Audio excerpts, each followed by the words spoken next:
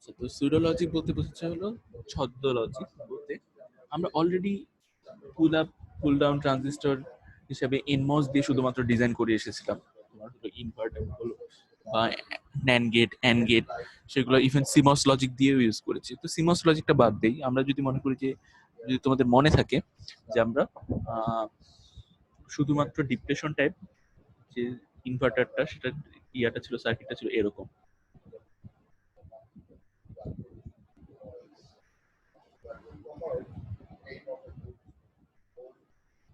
এরকম যদি তোমাদের মনে থাকে তাহলে তোমরা দেখবে। ইভেন আমরা লাস্ট দিনে আমরা ইনভার্টার নিয়ে একটু আলোচনা করেছি, লাস্ট লেকচারে একবার 21 নম্বরে, সেখানে দেখবো এরকম ইনভার্টার ডিজাইন করেছি।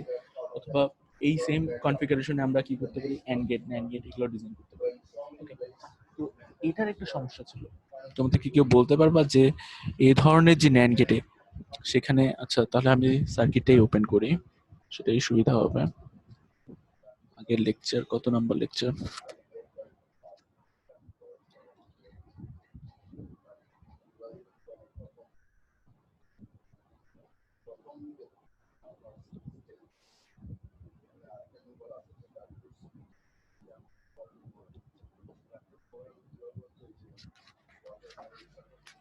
তোমাদেরকে এইটা একটা তোমাদের অ্যাসাইনমেন্ট ছিল, এটা কি তোমাদের মনে আছে যে একটা পুল আপ একটা ইনভার্টার যদি আরেকটা ইনভার্টার দ্বারা ড্রাইভেন হয় এবং সেটার পুল আপ এবং পুল ডাউন রেশিও, এটা জেড পিইউ এবং জেড পিডি, এটা তোমাদেরকে বের করার একটা অ্যাসাইনমেন্ট ছিল, মনে আছে কি?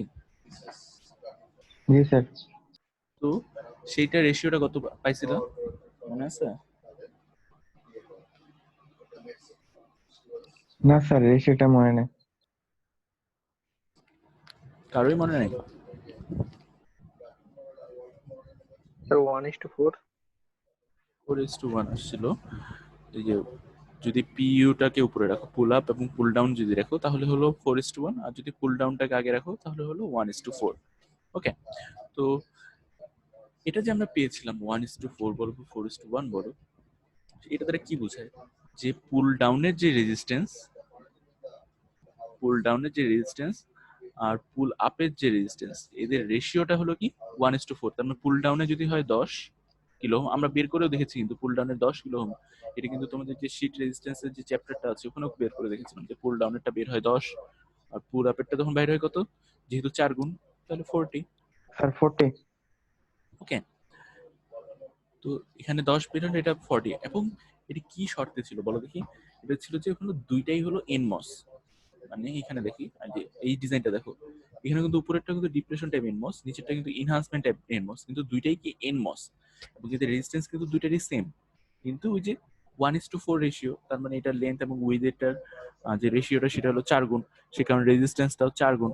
তার মানে নিচেরটা 10 হলে উপরেরটা 40। ওকে, মানে 1:4, দ্যাটস ওয়াই নিচেরটা 10 হলে উপরেরটা 40। তার মানে টোটাল রেজিস্ট্যান্স কতটা দাঁড়ালো সেটা বলো দেখি।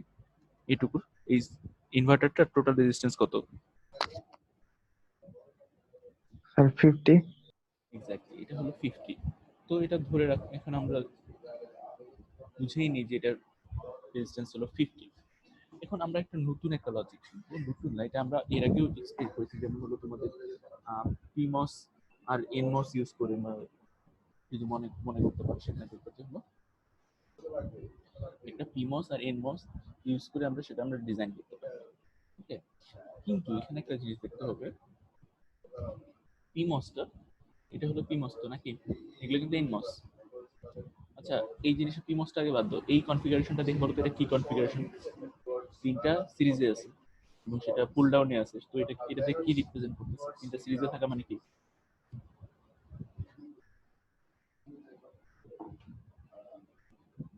বলো দেখি? তিনটা এনমস যখন সিরিজে থাকে তখন কোন digital and hmm and gate হচ্ছে এন্ড গেট, কিন্তু ওই যে পুল ডাউনে যখন থাকে তখন কি হবে বলো? এই যে দেখো আমি গাইড করছি, A dot B dot C. আচ্ছা, বার। আমরা পুল ডাউনের সময় কোনটা ডিজাইন করি বলো দেখি? এটা না, শুধুমাত্র নট সাইনের নিচে যেটা আছে সেটা ডিজাইন করি তো। জি স্যার। তার মানে এটা যদি এন্ড গেটেড হয় তাহলে টোটালটা মিলে কি? The AND gate bar. হ্যাঁ, মানে ওটাকে কি গেট বলে? এন্ড এর It's a NAND gate. Exactly NAND gate. তো এটা আমরা ডিজাইন করতেছি কি ন্যান্ড গেট। ওকে, এটা হলো পুল ডাউনটা তো ন্যান্ড গেটের আমরা ডিজাইন করলাম, এটা তো সব ক্ষেত্রেই সেম। ওকে, কিন্তু এই যে পুল আপটা এর আগে কি ছিল বলো দেখি?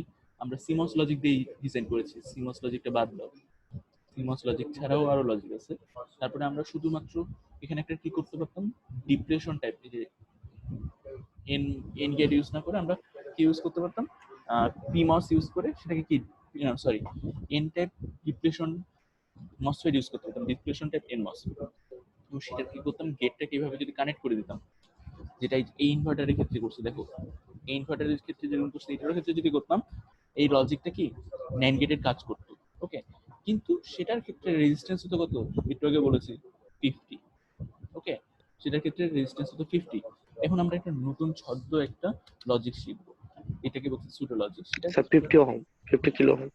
সেটার ক্ষেত্রে আমরা কি করছি, যে নতুন একটা লজিক, সেখানে ডিপ্লেশন টাইপ যে এনমসটা ছিল সেটাকে আমরা এক্সচেঞ্জ করতেছি কি দিয়ে, একটা পিমস লজিক দিয়ে। বুঝতে পারলাম? একটা জি স্যার। পিমস দিয়ে, এবং সেটাটা কিসের সাথে কানেক্টেড, ভিএসএস, বা এটাকে তুমি গ্রাউন্ডও ধরে নিতে পারো। ওকে, পিএসএস বা গ্রাউন্ড, তার মানে আমাকে বলো তো পিমস অন হয় কখন, এনমস অন হয় কখন? ইনপুটে গেটে 1 দিলে না 0 দিলে? একটা এনমস এটা অন হবে কখন, ইনপুটে কত দিলে? স্যার 1 দিলে 1 হবে। আর পিমস তাহলে কখন অন হবে? স্যার 0। 0 দিলে। মনে রাখতে হবে অবশ্যই, পিমস অন হবে 0 দিলে। তো এখানে যদি আমরা একটা গ্রাউন্ড যদি অলওয়েজ কানেক্টেড করে রাখি এই পিমসটাকে, তাহলে এটা কি অন, অলওয়েজ অন থাকবে না? জি স্যার। Ji sir. এখন যদি অলওয়েজ অন থাকে, ধরে নিলাম এই সুইচটা অন, তার মানে কি হচ্ছে, এই ভিডিডির ভোল্টেজটা অলওয়েজ এখানে থাকবে। মানে এখানে থাকবে বলতে, যদি এই সার্কিটটা অফ থাকে তাহলে ভিডিডির ভোল্টেজটা এখানে চলে আসবে, আর যদি এই সার্কিটটা অন থাকে তাহলে এদিকে। ওকে, বুঝতে পারলাম? সেম কাজই হচ্ছে, জি স্যার। সেম কাজই হচ্ছে, শুধু এই সার্কিটটা সবসময় অন থাকছে, এবং সেটার জন্য এখানে কি করলাম, পিমস অন করলাম। এখন এটা যে করলাম, এটা দিয়ে কিন্তু ন্যান্ড গেট ডিজাইন হয়ে গেল, কিন্তু এটার ক্ষেত্রে আমরা সুবিধাটা কি পেলাম, তাই না? যে এটা থেকে আমরা এখানে ডিপ্লেশন টাইপ ইউজ করতেছিলাম, আমরা হঠাৎ করে এখানে পিমস লাগাই দিলাম এবং সেটাকে সবসময় অলওয়েজ গ্রাউন্ডের সাথে কানেক্ট করে রাখলাম, কিন্তু আমরা অ্যাডভান্টেজটা কি পেলাম, তাই না? যদি কোনো কিছুর অ্যাডভান্টেজ নাই থাকে তো সেটা আমরা ইউজ করবো কেন? তো যদি আমরা দেখি, এর আগে আমরা একটা ইয়ে করেছিলাম না, এই যে দেখো এই এক্সপেরিমেন্টটা দেখো, এই যে অ্যাসাইনমেন্ট ছিল সেখানে কি একটা ইনভার্টার কি করছে, আরেকটা ইনভার্টারকে রান করছে। ইনভার্টার গুলো ছিল হয়ে রয়েছে দুইটাই এনমস ইউজ করে 50 1:4 রেশিও। আচ্ছা, তোমরা আরেকটা জিনিস বলো তো, তোমাদের কি মনে আছে শীট রেজিস্ট্যান্স চ্যাপ্টারে নাম্বার 17? আচ্ছা, শীট রেজিস্ট্যান্সের যে চ্যাপ্টার, সেখানে আমরা আরেকটা জিনিস পড়েছিলাম, বিভিন্ন লেয়ারের রেজিস্ট্যান্স, মনে আছে কি? যেহেতু এনমস এর রেজিস্ট্যান্স কত দেয়া আছে? Sir 10 to the power 4। মানে 10K না, 10K দেয়া জি আছে। স্যার। তো জি স্যার 10K। একটু আগে ম্যাথটাও কি আমরা 10K দিয়ে করলাম, তাই না? জি স্যার। আচ্ছা, এখন তো কি সার্কিটের মধ্যে কি চলে আসছে বলো দেখি? শুধু এন আছে, উপরেও এন দিছিলাম নিচেও এন দিছিলাম, কিন্তু এখন কি এন আছে শুধু, আর কি আছে বলো তো? একটা কি আছে, স্যার পুলাপে কি আছে, পি আছে, এবং পি টাইপের ইয়াটা কত দেখো তো, রেজিস্ট্যান্স কত? Sir, 25K. 5K। এটা এনমস এর থেকে কত গুণ? স্যার 2.5 গুণ। এখন Sir, আমরা 2.5. এখন আমরা আচ্ছা আগে আগের লেকচারটা বের করি। এখন আমরা দেখি যে অ্যাডভান্টেজটা কি পাচ্ছি। এক তো আগে দেখি যে আমরা কি জানলাম, যে এটার রেজিস্ট্যান্স হলো 25K, আর নিচের গুলোর কত 10K। আবার এটাকে তো কত দ্বারা তো গুণ দিতে হবে না, ওই যে রেশিও যেটা পাবো। এখন আগে একবার দেখি যে হলো রেশিওটা কত পাচ্ছি। এখন এইখানে দেখো একটা ইনভার্টারকে যদি আরেকটা ইনভার্টার দিয়ে রান করি, এটা একটা ইনভার্টার, এটা একটা ইনভার্টার, যদি একটা ইনভার্টারকে আরেকটা সুডো লজিক যেটা আছে সেটা ইনভার্টার দিয়ে যদি আমরা রান করি, তাহলে রেশিওটা পাবো হলো 3:1। তার মানে পুল আপের রেশিও হবে হলো 3, পুল ডাউনের হবে হলো 1। আচ্ছা, এর আগে কত ছিল সেটা? 4:1, তাই না? এর আগে ছিল কি, এর আগের যে লজিক 4:1 স্যার। 4:1, এখন হচ্ছে 3:1। এখন আমাকে বলো তো কার রেজিস্ট্যান্স বেশি হবে? Total resistance. আচ্ছা, আরেকবার বলি। স্যার এই 3:1 এর রেজিস্ট্যান্স বেশি হবে স্যার। হ্যাঁ, 3:1 রেজিস্ট্যান্স বেশি হবে, কিন্তু ইউজুয়ালি হয় ওখানে যদি আমরা 3:1 তুমি বেশি বলতেছো কিসের জন্য? কারণ হলো পিমোসের রেজিস্ট্যান্স বেশি, তাই না? আচ্ছা, এটা আমরা জি স্যার, 2.5 গুণ বেশি। তো এটা আমরা এখন একটু গুণ করে দেখি, বাকিটা যারা বুঝছে না তাদের এটা দেখি। পুল ডাউনের রেজিস্ট্যান্স কত? পুল ডাউন, এটার ক্ষেত্রে পুল ডাউনে কি আছে? এনমস আছে, তাহলে পুল ডাউনের রেজিস্ট্যান্স কত? 10k শুধুমাত্র। Sir 10K। আর পুল আপের কত? একটা পিমসের হলো 25k, সাথে কত গুণ হবে? স্যার 2.5। এই যে রেশিওটা 3 গুণ হবে।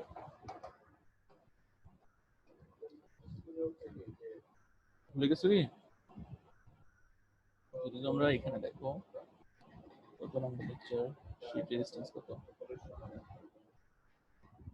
শীট রেজিস্ট্যান্স দেখো, টোটাল রেজিস্ট্যান্স একটা সার্কিটের কত, এখানে দেখো লেখা আছে।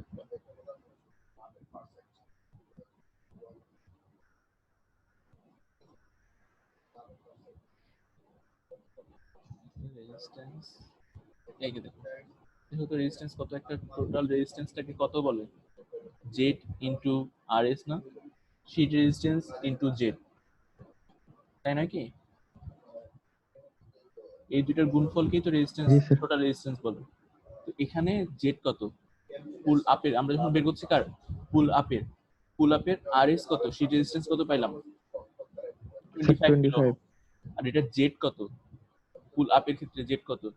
পুল ডাউনের ক্ষেত্রে যদি 1 হয়, পুল আপের ক্ষেত্রে কত? হুম, স্যার 3। স্যার 3। হ্যাঁ, এটা কোথা থেকে পেলাম? কারণ হচ্ছে রেশিওটা কি, জেড এর মানে রেশিও হতে হবে যদি নিচেরটা যদি 1 হয় উপরেরটা কত হতে হবে, মানে পুল আপটা কত হতে হবে? 3। এখানে স্যার আমরা 1 3। দিয়ে গুণ করলে নিচেরটাকে গুণ করতে হবে কত দিয়ে? 3 দিয়ে। 3। তার মানে এটা পাইলাম হলো 75 কে। তাহলে টোটাল রেজিস্ট্যান্স কতটুকু পাইলাম? আগেরটা কত পাইছিলাম? আগেরটা পাইছিলাম হলো স্যার আগেটা 50। 50 কে ছিল, এটা কত পাবো? স্যার 85। 55। মানে রেজিস্ট্যান্স গেল বেড়ে। এখন রেজিস্ট্যান্স বেড়ে গেল বা কমে গেল, এটার অ্যাডভান্টেজ ডিসঅ্যাডভান্টেজটা কি সেটা এখান থেকে দেখো।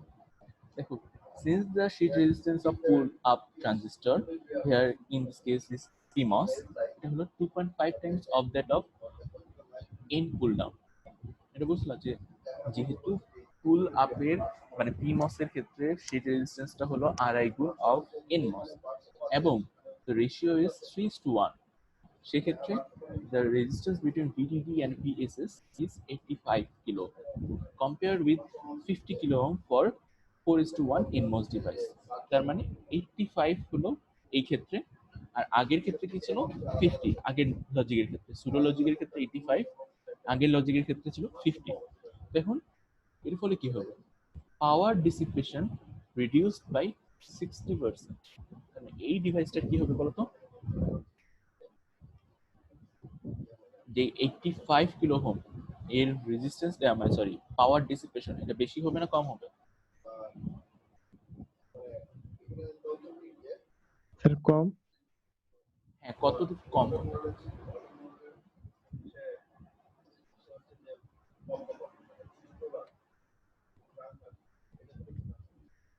কিলো ওহম কম হবে sir.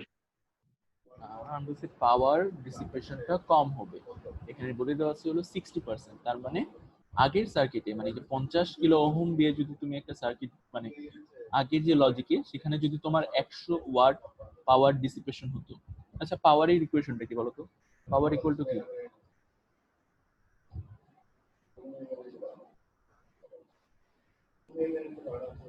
Sir P equal to VI. V square by R, এটাও কি লেখা যায়? জি Yes, স্যার। sir.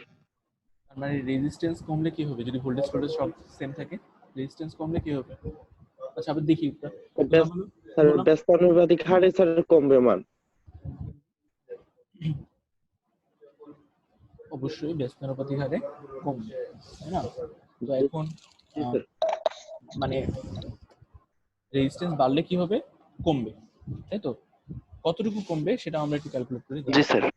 একটু ক্যালকুলেটরটা বের করি।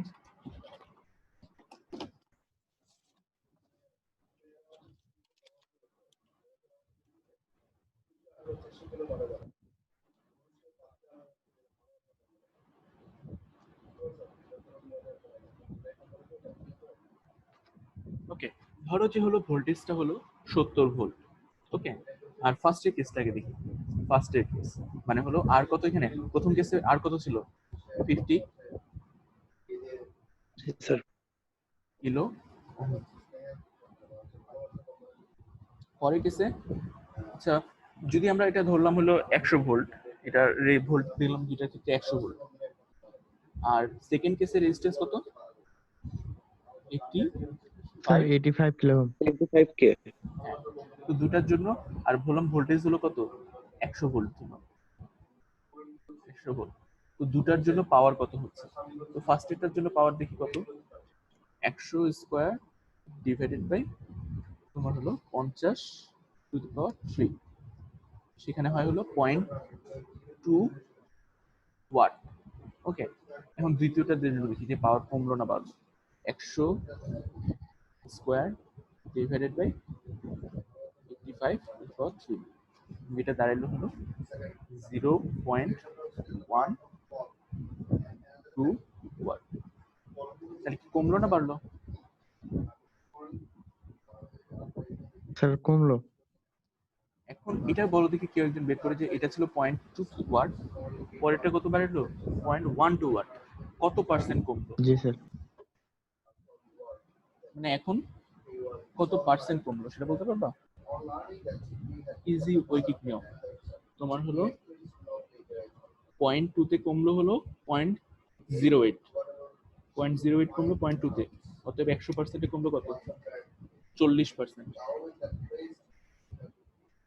অথবা এইভাবে বলতে পারো যে কতটুকু মানে কমে কতটুকু হলো, মানে 40% কমলো, অথবা নতুন ভ্যালুটা কত হলো এটা দেখো। এটা যদি 0.2 হয়, এটা যদি 0.12 হয়, তাহলে এটা বলতে পারবো না যে এটার 60% এটা? জি স্যার বলা যায়। বা এই যে তুমি 60% করো না, 0.2 কে যদি তুমি হলো 60%, 0.2 এর 60% কত? এই যে দেখো 0.12।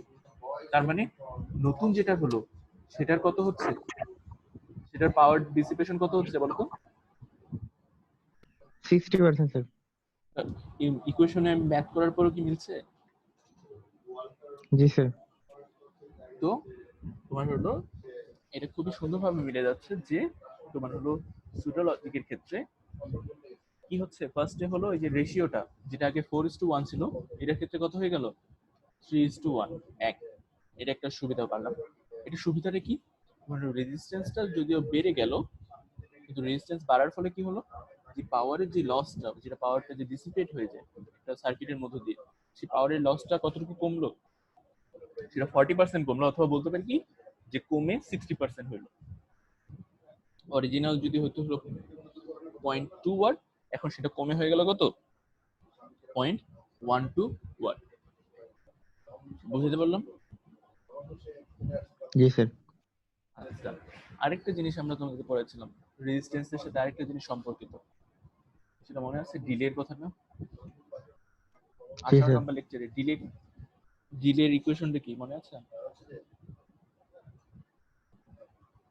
না স্যার মনে নেই।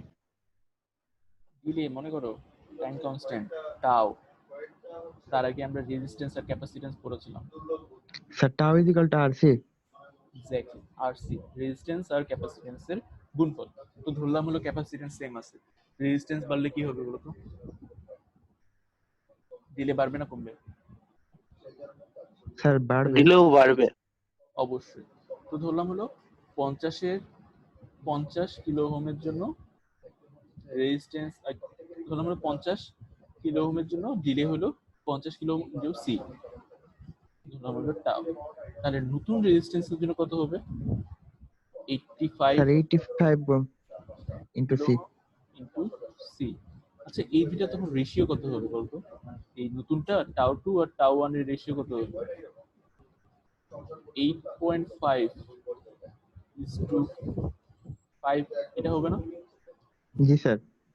এই যে দেখো এখানে বলে দেওয়া আছে যে সুডো লজিকের ক্ষেত্রে তুমি একটা অ্যাডভান্টেজ পাচ্ছ যে সে পাওয়ার ডিসিপেশন 60% কমে যাচ্ছে, মানে 60% এ নামে আসছে। কিন্তু ডিলেটা কি হচ্ছে? ইনভার্টার পেয়ারের যে ডিলে সেটা কত হচ্ছে?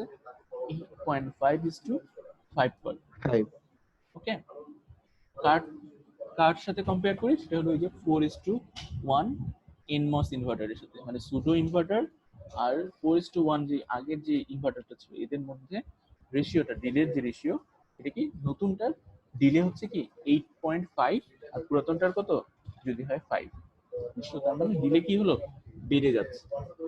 তারপরে নতুন যে সুডো লজিক, এটাতে পাওয়ার ডিসিপেশন কমে যায় কিন্তু ডিলে কি হয়ে যায়?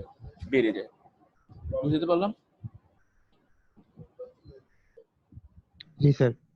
যেহেতু আমাদের আজকে টাইম কম, আমরা পরের লজিকটা পড়ছি না। এরপর এটা ছিল হলো ডাইনামিক সিমস লজিক, এটা অনেক বড়, এটা আমরা নেক্সট দিন করে নেবো। আর তাছাড়া আজকে প্রেজেন্ট কম, কিন্তু তোমাদের এটার উপর কোনো কোশ্চেন আছে কিনা সুডো লজিক? না স্যার, আজকে কোশ্চেন নাই স্যার। লেকচারটা দেখে স্যার কোনো সমস্যা হলে নেক্সট দিন জানাবো।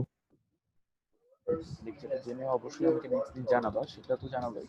সাথে তোমরা অবশ্যই আসলে বন্ধের আগে হোপফুলি আমরা 23টা লেকচারের মতো কমপ্লিট করে দিতে পারবো। লেকচার বন্ধের পরে আর 13টার মতো লেকচার বাকি থাকবে, সেটা ফ্যাক্ট না। ফ্যাক্ট হলো জি মানে স্যার। কালকেও হয়তো বা 22 নম্বর লেকচারটা করাইতে হতে পারে, কালকে না পরশু দিন, বা 22 নম্বরটা পুরোটা না হলেও 23 নম্বরটাও শুরু করে দেওয়া যাবে। তো সেটা ফ্যাক্ট না, ফ্যাক্ট হচ্ছে যে তোমরা অবশ্যই যে 22টা লেকচার তোমরা কিন্তু আগের লেকচার গুলো ভুলে যাচ্ছ।